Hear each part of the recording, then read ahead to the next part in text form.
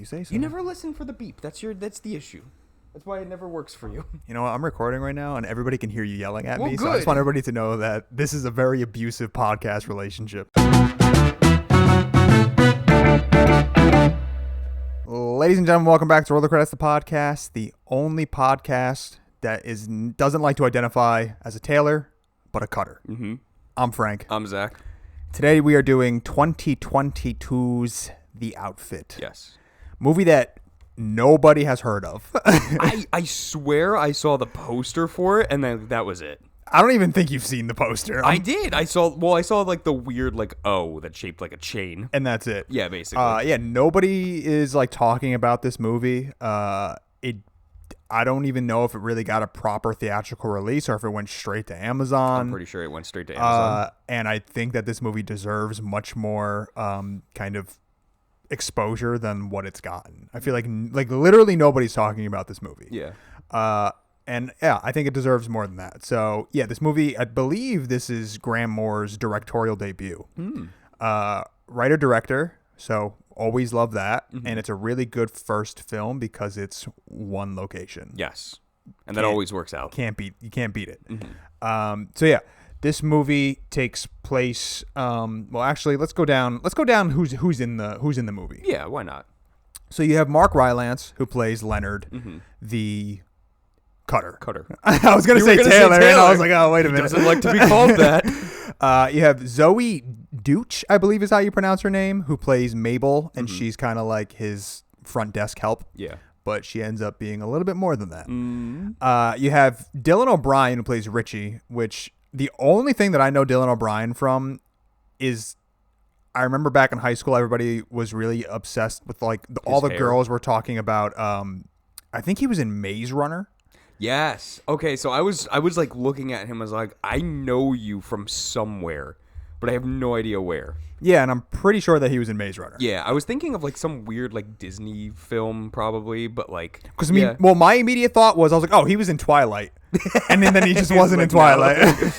That's Taylor Lautner. You've seen all the Twilights. I've seen one of them. Ah. You have Johnny Flynn, who plays Francis, Yeah. who's kind of like one of like the main guys, but everybody's like not who they appear to be essentially. And then the only other person that I really thought really like deserved anything was Simon Russell Beale, who plays Roy, Roy the Boyle. father. Yeah. And then I guess one other person would be Nikki Amuka Bird, who plays one of the LaFontaines, the main woman from the LaFontaines. Yes. Yeah, and this movie is... There's so many things to do. This movie is about an expert cutter who must outwit a dangerous group of mobsters in order to survive a fateful night. I love this movie. Yeah. This movie like doesn't... I feel like they don't make movies like this anymore, which is... It's just a classic gangster film. Yeah, I mean, it is a nice spin on a gangster film because it's only in like one location. And like most gangster films are like taking place like throughout the city. Yeah. And this is literally just within like Leonard's shop.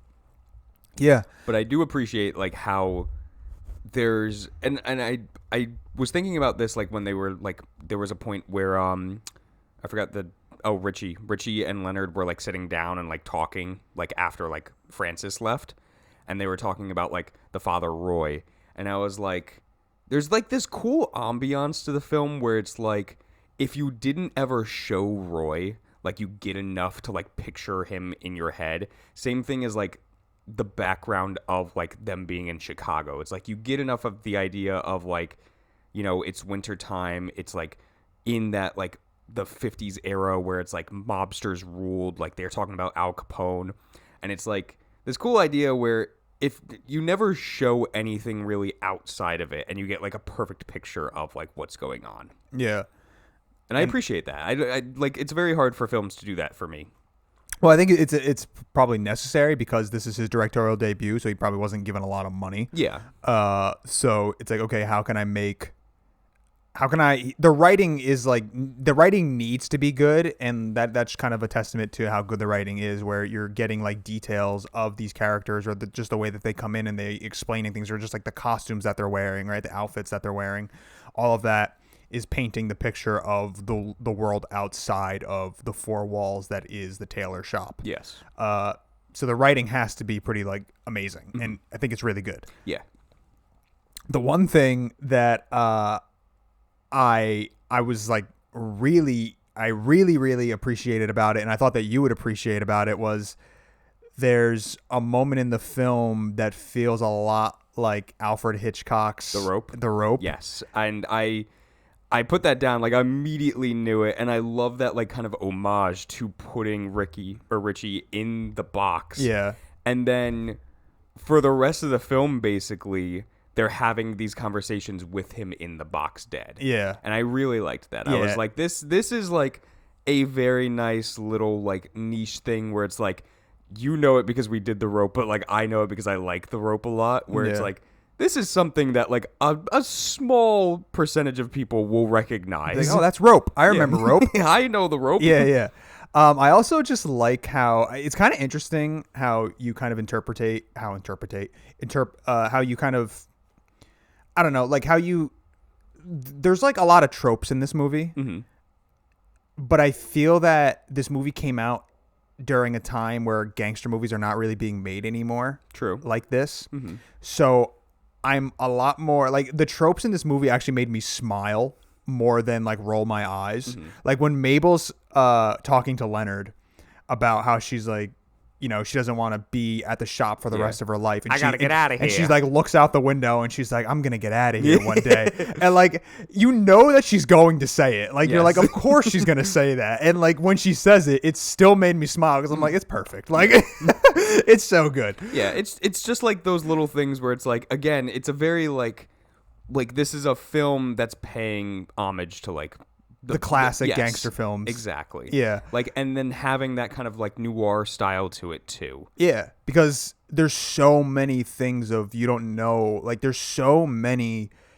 Who is this person? And then they are revealed to be something, and then all of a sudden, a half hour later, there's somebody completely different, and then 20 minutes later, there's somebody else, and you're like, you don't know who the fuck is.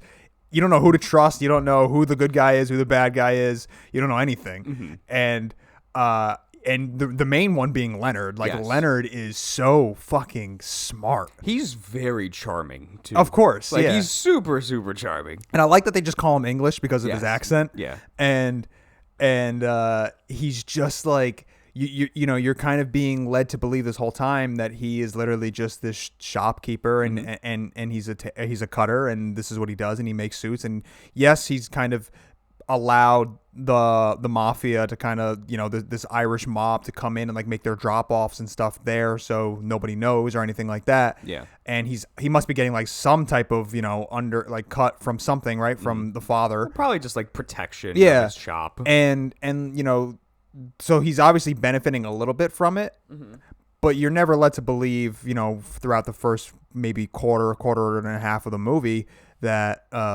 that he's anything else but that. Yes. And then you slowly get to like learn his backstory, and then you kind of find out that his backstory is actually just a lie. Yes, like he tells like 3 different backstories too. And I just love it, and everybody's like that in this movie. So what are your general thoughts on the film? Did you like it? Did you love it? Did you hate it? Is it fine? It's fine, honestly. Like there was nothing like that like went over the top for me that I was like, oh, I love this film. I don't want to say like I can see why like it didn't get a theatrical release, because I think this is like something like on par that could have been shown in theaters. Something I did enjoy too was like I'm starting to kind of like that in films. Like when I know we didn't do it for the podcast, but like we both watched The Menu, and like it's boring, but it's cool of like showing like, you know, the food being prepared and like showing it on the dish and like what's the ingredients into it. And it's like in this, I really enjoyed the fact of like Leonard just like going over the steps of like how to make a suit. Yeah. And like the like slow cuts of like him like cutting and like measuring and like penciling out like where the leg holes are going to go and like threading through everything to like sew it together. Like I enjoy stuff like that. Yeah. It's weird. I'm enjoying like the boring things like that. That I think like most like casual viewers would be like, what is this? Like is this film just about that? I don't know. I don't think that's boring. Well, that's what I'm saying. Like I don't think it's boring, but I think that some people will think it's boring. I don't know. I think that it's I don't know. I don't know how a general. I guess I've never really thought about it. I don't know how a general audience would think that. I mean, I did end up getting pretty bored in The Menu. Personally, I was like, okay, I'm like, we've been watching this for 45 minutes now, and like this movie straddles it. Like, I mean, because you don't really get that much of it. It's kind of like the opening shot, and that's for the most part, that's it. I mean, there are shots of him going around and like doing little things here and there, but for the most part, the plot is the plot, and that is the entire story. You kind of get like the opening shot of him and like his voiceover, which then comes back, which I really liked how the voiceover comes back to play for like the whole story itself. Yeah. Of him like talking about himself and what he does and how he makes a suit. But yeah, I mean, there isn't really that much of that in the movie, because the bulk of this film really is Richie has been shot. Yeah. And he gets brought in to Leonard's shop, and now they're trying to. There's a tape, and the tape has information, and they think that they know that there's a rat. It's like a classic gangster story. Yeah. There's a rat somewhere, and we got to figure out who the rat is, and the tape that we have is going to show us or tell us kind of like who is the rat, because we'll find out where we were bugged, and then we can kind of like start kind of funneling down like, okay, who was there when we were here, and blah blah blah. Yeah, it's kind of like reminiscent to like Reservoir Dogs in that sense. Yeah, where it's like one location, there's a rat, like we got to sniff him out. Yeah, and I don't know, man. I think that like I guess it's just because since the movie got no publicity at all, and nobody's talking about it, and then when you put it on, I mean, this movie feels like, to me, this feels like a classic dad film. This feels like a movie that if this movie came out, 15 years ago, and my father was my dad would be like watching this movie, it feels like on like TNT or something. Yeah. Like and on be like you cable. Gotta, like I'll tape this for you. Do you want to watch it? It's just like one of those movies, and I think that that's kind of where this movie is actually going to find its audience is going to be like an older audience of people who, and like it's going to be really good on cable TV. And I do think it deserves more than that, but I do think that that's kind of like where it's going to live. Yeah. And that's a little unfortunate, but it's also kind of like cool that like it's a niche. Yes. And I like that this movie isn't trying to be anything more than what it is. This movie, I don't think it overstays its welcome at all. It is very brisk. It's like an hour and 45 minutes. Like it knows like what plot point it wants to make, and then it gets out. Yeah, and the movie isn't trying to be this metaphorical thing of trying to hit you with like these crazy themes or metaphors of anything. Like it is it is simply a classic gangster film, and it knows what it is. And I love it, and I think that I wish that we got more of these movies, because this movie sort of like movies like this kind of fit in that, like how I feel about Westerns. Yes. You know, there should be just more Westerns. Like I just love Westerns so much, and I don't know, like we're not really getting like, whenever anybody thinks of class like or like really, really good gangster films, we think of Goodfellas, we think of The Godfather, and like those. The 70s and the 90s, like, or the 70s and the 80s and the 90s, like that kind of era. But no, there's no like modern classic, really good gangster films. Like even the one that we did with Oscar Isaac, what was that movie where he's like the garbage man and he's like running? Oh, right. Yeah. Something of New York. I forgot what it was. Whatever that movie was with Oscar Isaac. Like I can't even remember the name. So like there you go. That's kind of my point, where it's like, yeah, that's kind of a gangster film, and it's modern, but nobody talks about it anymore. Yeah, I mean, A Most Violent Year. Yes, right. Thank you. Like, who's like talking about that anymore? Yeah. And maybe that's just the era of where we are now, where like television shows and television series tend to be like more of what kind of like stays in the in culture opposed to a film. Like I feel like movies now, it's kind of like, hey, you had a really good movie and people are talking about it for like 2 weeks, and then it's like and that's really good for those 2 weeks, and then it just kind of like dies. We don't have any of those, but I feel like this movie can kind of find its niche of being like kind of like a really cool classic gangster film. Yeah, like I could see this film being on like you know, a top 10 like new age like gangster movies that you've never heard of. Yeah, because it delivers on all fronts. It literally delivers on all fronts. It's a really good kind of like classic whodunit, right? You don't know who the hell is who. So it's got like the elements of like mystery. It's got like that noir feel. It's got that kind of old school classic feel. It's got like really classic characters. Like Mabel she's such like a damsel in distress, but she's actually not. You know, like she's way more capable than she's like being led on, and she's way more intelligent, and like I just love that about her. You have Francis, who's like such a fucking classic, he's a scumbag, but he's such a classic. Oh yeah, like he is like through and through. Like if you're gonna like pull up like what a mobster like sounds like talks like, like it's literally Francis and Richie. Like they're just like those like stereotypical like mobsters. Yeah. And like for a while I was like, oh, he's the rat. Who? Which one? Francis. Okay. And I was appreciating that because again, like the whole point of something like this where it's like it's not technically like a mystery film, but like it kind of like blurs the lines being like that noir like gangster style is like you throw people off. And that's what you need to do with those types of films. Like, you need to throw somebody off so in that way they think something, and then when there's the big reveal, it's like the aha moment. Yeah. And that's good. Do I think it should have been Mabel, though? To me, Mabel was kind of just like a shoehorned in of like, oh, she's the rat. I didn't mind it, and I guess I didn't mind it so much because, I mean, who else would it have been? Like it would have been too easy for it to be Francis. Well, yeah, that's what I'm saying. Like it can't be Francis. Like, you know, I had like a slight jaw drop moment when like Leonard says that he's the rat. Yes, when Leonard says he's the rat, and then like Richie just laughs at him. It's like, oh, I almost got you there, didn't I? Yeah. And it's like, whew, because if he like just blabbed like immediately, it'd be like, what the fuck? Like that was like a little too much of like, you told me everything right there, and then he would have blown it. But I don't know, like Mabel, like I get the reason why is that like she wants to get out of Chicago, like she wants to go travel the world, she wants to see like everything. But it's like she didn't lead you to believe at all that she had like anything really to do with it. Well, I think that's kind of like what classic kind of movies of this nature do, right? Like, have you ever seen the film Prisoners?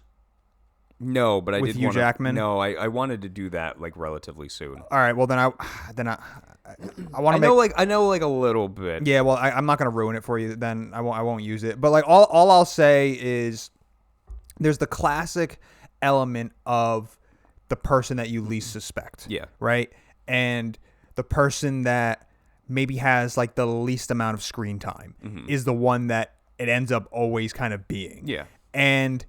Again, this movie isn't trying to like genre defy anything. No. It is working within its genre, and it knows what it is. So, you know, when the reveal is that it's Mabel and she's the one that has been working with the FBI and is the one that kind of like planted the recorder and the device, the bug to get all the information. I mean, again, like it just made me smile because I'm like, yeah, like it's perfect. Like she comes in, and dude, I love her. Like when she comes in, because Leonard's shop is like all in gray, and it's kind of like these earth tones, right? Yeah. It's like these grays and beiges and cream colors, and she's wearing like like this reds, like, yeah, yellows, and like she's such like she's the way that the lighting in the movie and the color grading and everything. Like when she's standing there, when she gets brought back.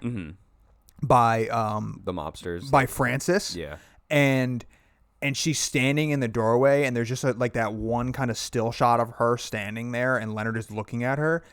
It looks so fucking good, And she's got like again, she's wearing like her like pops of color, and the way that they did her makeup and her lips and everything, like it looks so good. And the same thing with La Fontaine. Like when she's standing there in the camera and like giving her little speech, Yeah. it looks so good. I've been having the one thing I've been really noticing a lot about a lot of modern films is how flat and non-dynamic they look, and it really bothers me. Everybody's kind of talking right now about The Last of Us. Yes. The television series.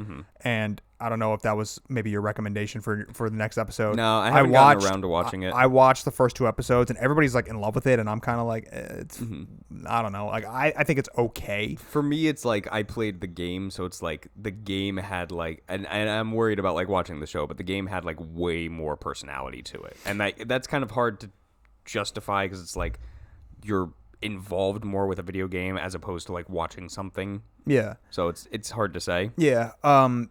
And I'm not gonna give my real review on The Last of Us yet. Screw it. I've only watched 2 episodes, and again, I'm not like super impressed with it or anything. I'm like, okay, it's fine. But like the one thing I am noticing about the show the most that I'm really not liking is how like flat everything looks. And you would think that The Last of Us has like, it's definitely got a bigger budget than, a normal kind of television show or a normal TV series would probably get because of the original IP that it has. Yeah. And I don't know, like the way everything looks, I'm just like, it doesn't look cinematic. And this movie to me looks so cinematic while only being confined to a small room, essentially. Yeah, and I think that again plays with kind of like this like newer noir style because it's like, back in the 50s when like noirs were like the thing. It's like you had everything mostly, for the most part, like films were in black and gray, and you had like how we talked about in Under the Silver Lake, where it's like, a character comes into frame and you get like the dynamic thing of like the lighting over the eyes or like over the face. So it's like you can see like the contrast for it. Yeah. And it's like stuff like that nowadays, like unless you're doing a film in black and gray, like you can do stuff like this where it's like the background is all like grays or like muted colors, and then like the characters are like in these like very flamboyant colors to kind of add that pop of like, okay, this is the person that's on the main stage like right now. Yeah. I don't know. I really love the way that the movie actually looked. What's really funny? I really liked when Roy showed up. And like he's not what you think he's gonna be. He doesn't have like the voice or the stature or anything that you think that he's gonna be. Because you're kind of being like Roy is the head mob guy, and you're thinking like he's gonna be this really cool badass guy, and he's such a dad. Oh yeah, absolutely. Like, this is what he is. He's like a bring short, back my son. He's like a little short, chubby guy, and but like he is badass, and like he is you can tell that he's got a lot of power, history, and like patina on him of over the years, right? I mean, I really loved when him and Leonard are kind of having their heart to heart, and they're talking about the scissors, and then he's talking to the gun, and then he just says like, "That's my fucking son's coat over there," and like it hits so good. Because, you're like, damn. Because again, like that's the thing that you're kind of looking for in like gangsters is like, they'll have that heart to heart with you, like that moment of like you can let your guard down, and then they say like one line like that, and then you tense up. And you're like, oh fuck. Yeah. Hold on, I'm in trouble. It's perfect. Yeah, like I liked that scene a lot. Roy, I thought like was pretty decent as a character. I like Roy. I think like I get where it's like he's been around for like ever as like the face of this town, but also behind the scenes running this town. Yeah. So it's like I feel that with his character. Yeah, and like, you can feel the power because he says, like if you tell me what the hell's going on here, like you'll be fine, you'll be set, you won't have you have protection for the rest of your life. There's essentially not a gun in this town that can touch you. Yeah, it's really great. I know, and then you get like Leonard, like for a moment you're like, oh, he's actually going to tell the truth, and then of course Francis has to walk in. Yeah, and then it's like fuck. Yeah, like but again. That could have been all part of Leonard's plan. Because Leonard's playing like every single side. Yeah, Leonard is such a fucking con artist. You never know it until the end. Yeah. And I think like the one other thing that I would say like that I didn't like fully like about this film is like the ending itself. The actual like true ending when he reveals his tattoos and all that. I'm like I don't know if I really needed this, but I'll be honest, I'm still smiling. Well, like that's the thing is like, I was and again, you could have kind of like worked it in at some point, like his true backstory of like, he was like in London and like had like run-ins with like the mobs themselves there, and it's like, he had to get out, and then he went to go like learn the trade of cutting, and then like he found a wife and he had a daughter, and like they came and found him and then burned the place down, and he got out, and then first thing first, he comes to Chicago, and who does he meet? His first person is a mobster. Yeah. And it's like, okay, like you could have given me like that actual backstory like somewhere in the middle, like for him to again like roll up his sleeves and show like the tattoos, and then to murder Francis. He used to be a fucking badass. Yes. And he still is, I guess, a badass. But also like for Francis to like get up after like Yeah. 6 bullet Yeah, shots, yeah. it's like I guess. Yeah. It's such a movie. Like Yeah. it's such a movie moment. Yeah. Like I would have been perfectly fine with like him doing the monologue and then like literally lighting the match and just walking out. Burning it, Like I think yeah. that would have been like absolutely fine. I know. as well. I would have much more appreciated if Francis stayed dead. Yeah. And just like, yeah, because you're right. Like he's not gonna get up after being shot like that. I know. But he did say he took 6 marbles earlier. yeah, So. like, I don't know. It's just there's like things about the movie that are like, okay, whatever. Like it's not perfect, but I'm just willing to completely ignore everything because I'm having fun. Mm-hmm. And I guess like that's something that I almost feel has been missing a lot in movies lately. Everything, I mean, especially like the movies that I tend to watch, everything's always so heavy and like heady and metaphorical and they're always like super sad and depressing, and I love those types of movies. But I guess like this movie is, like I was saying, this movie is such, I feel like what's his name? Nicolas Cage? No, who was in Don't Worry, Darling? Oh, Harry Styles? Yeah, I feel like Harry Styles when he's like, it's such a movie. It feels like such a movie. Because there is like an element of this film that really is just bringing you, it's just delivering the goods, and it doesn't care about anything else other than that. Yeah. And that's what it is, just a movie, and it's having these really kind of great movie moments that you're like, it's a little silly, but who cares? Yeah. Like the writing is so fucking good in this film, and the direction is so good, and the characters are so good, and everything about the movie is so good that I'm willing to like let some little of the stuff things slide. Yeah, because I'm just having a good time. Yeah. When am I ever watching a classic gangster film? I'm never watching these. These movies are not being released anymore. So I don't care if this movie is not perfect. Yeah. Because I'm having a fucking blast. Yeah, I think you hit the nail on the head too with it, where it was like, where it's not trying to break the mold. No. And like you can see that, but again, like I agree. Like I did have fun like watching this film. Like there was never a point in the movie that I was bored, No. or like I was like questioning like, when is this going to be over? Yeah, it's perfect. It knows what it is, and it's not trying to be anything else than that. And for that, I think it's fucking perfect. I liked it. I liked it a lot. I think it's a really good directorial debut, and I'm really gonna kind of make sure that I'm keeping an eye on Graham for the future, because I mean, I think this was one hell of a debut. Yeah, I mean, for me, like it didn't scratch like every itch, but like it was still fine to watch. Like I still enjoyed myself watching it. So like 7 Attack of the Blue Jeans out of 10. Yeah, I think for me, the thing that I also appreciated it like so much for is it's just like showcasing that you don't need a lot to make a movie, right? Like, and I always appreciate that. Like when it's just showcasing like, hey, we have a handful of characters in a room. There's no big giant CGI set pieces or anything like that. There's no giant green screens or anything. It's just people in a room. Yeah. And it's proving to you that you can make a good film with just simple elements like that. Then, I mean, that alone like elevates it for me. I don't know. I love this movie, and I thought it was great. And I'm glad that we did it. And I had a really good time watching it. And I had a really good time watching it again. Yeah. Recommendation? Yeah. So I I've been. It's kind of a weird recommendation. It's a music rec, but it's a weird one because I don't love it. Okay. But I want to recommend it because.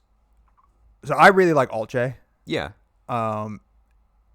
Like, you know when Spotify does like the your yearly thing. your yearly thing. Yeah, and all of yours was Alt J. Everything was just their newest album. Well, that you just came like out. listened to the new album like 6 times over. Well, more than that. Like, that was pretty much my album of the summer, pretty much. And then like going in, I listen to it all the time. I really like that album. But one album that I've always skipped over and I've never heard was their album Relaxer. And Relaxer is kind of regarded as their worst album. And I think it is. Yeah. But I will say that while I think that it's not their best album from start to finish, I think the highlights are some of their best songs, like, period. They have a really interesting slow burn version of House of the Rising Sun, a cover. Okay. And it's way sadder and it's way more depressing, and it doesn't have like that power or anything because it's a much softer version of it, but it's not just a cover. It's like you get enough to realize, like, okay, this is House of the Rising Sun, but then Joe Newman ends up kind of diverging a bit and writes his own lyrics and whatnot. So it's like a mix of like old and new, which is really cool. Is pretty much like how every version of House of the Rising Sun is. Yeah. And there's one of my favorite songs on the album is called Adeline. And then I was looking at the writer's credits, and it's of course got Joe Newman, the front man, and fucking Hans Zimmer. It was like, I got a writing credit on it. I'm like, what the hell? Oh, all of a sudden. And like, you can do smaller budget things. And like, it was just really, but like, the song is great. 3WW is really cool. I think like the first 3 tracks and then Adeline are really solid. And then everything else I'm kind of like, like there's elements of every song that I kind of like, but for the most part, those are like my top, like the 4 tracks that I'm kind of like going back to constantly. But yeah, I don't know. I love Joe Newman's lyrics. I really like the way that he writes. I think he's a really, really unique voice in music, and I don't think anybody writes like he does. I mean, he's got a fucking song on the newest album about being like a hamburger at like a summer party, like a summer, like it's just like really weird. Well, you know, but like he makes it like this emotional thing. Like it's just he's got a really, really interesting way of thinking about things, and he's one of my favorite like lyricists. So yeah, I wanted to recommend Relaxer by Alt J. And again, I know that it's not like a perfect album, but I still think that there's something in there for everybody. Zach, what are we doing next? Frank, I talked to you about this like a couple of times, and I was always going back and forth on like who to start this thing out with, because I wanted to do like a small kind of like every now and again, like how we were kind of doing like the start and like character studies of certain things, and the idea of what the hell happened to certain actors. Insert person here. Correct. Yeah. And I think there's nobody better to start out with than Brendan Fraser. So cool. We are going to be doing a topic on what the hell happened to Brendan Fraser. Cool. All right. Zach, take us out. All right, guys. Thank you for listening. Now, Frank, this is an art. This is a craft.